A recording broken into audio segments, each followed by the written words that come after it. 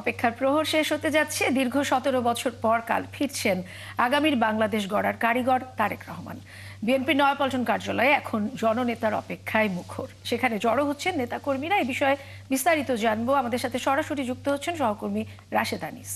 রাশেদ, তারেক রহমানের প্রত্যাবর্তন ঘিরে নয়াপল্টন কার্যালয়ে নেতাকর্মীদের উৎসাহ উদ্দীপনা কেমন দেখছেন জানাবেন। আমি প্রায় 2 ঘন্টা ধরে এখানে আছি। আমি কিন্তু দেখছি যে পুরো যে পরিবেশ এই বিএনপি পার্টি অফিসকে ঘিরে নয়াপল্টনের, সেটি কিন্তু উৎসব মুখর। প্রায় 1.5 যুগের অবসান হচ্ছে এবং এখানে যারা নেতাকর্মীরা রয়েছেন তারা অধীর আগ্রহে কিন্তু এই দিনটির জন্য দীর্ঘ প্রায় 17 বছর 3 মাস অপেক্ষা করেছেন এবং খুব সুন্দরভাবে কিন্তু সাজানো হয়েছে। এখানে যারা নেতাকর্মীরা রয়েছেন বা এসেছেন তারা কিন্তু অনেকেই ঢাকার বাইরে থেকে এসেছেন।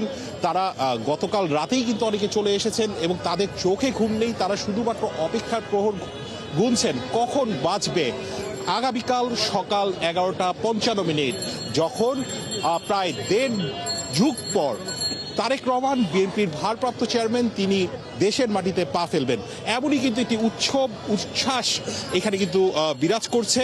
আপনি যদি দেখেন যে আশেপাশে যেই প্ল্যাকার্ডগুলো রয়েছে সেখানে কিন্তু নানা ধরনের প্ল্যাকার্ডের কিন্তু সমাহার আমরা দেখতে পাচ্ছি।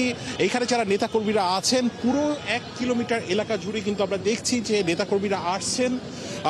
আসার পর কিন্তু তারা নানা ধরনের স্লোগান দিচ্ছেন। ক্ষণে ক্ষণে কিন্তু আমরা দেখছি যে ঝটিকা মিছিল করছেন তারেক রহমানের স্বদেশ প্রত্যাবর্তনকে রাঙিয়ে তোলার জন্য। এবং চারপাশে যে বিলবোর্ডগুলো লাগানো রয়েছে সেখানে কিন্তু সব জায়গায় লেখা কিন্তু আছে যে লিডার আসছে, অপেক্ষার অবসান হচ্ছে।